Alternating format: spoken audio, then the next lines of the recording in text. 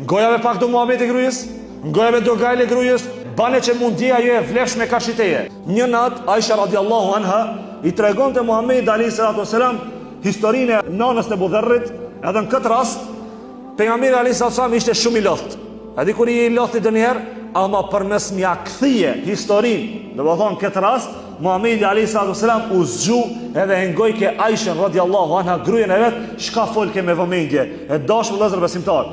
Kjo libër na mëson neve që edhe kur ti shumë i lodh, edhe gruaja do me të kallëzu diçka, çu, ngoja shako, ngoja hallot gruastane. Unë e di që ti lodhesh punë. Unë e di që ti ndoshta i ke do gajle tjera jashtë punës.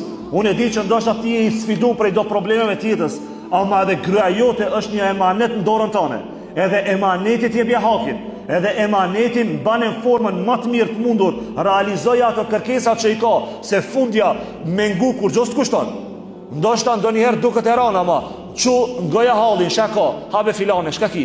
Kallëzoma çfarë derti ki, ta tregon, nëse dimi as gjithë mirë, nëse jo, thoj hajse Zoti ka me ta zgjidh problemin. Mundoju të bosh i but me kryen tonë.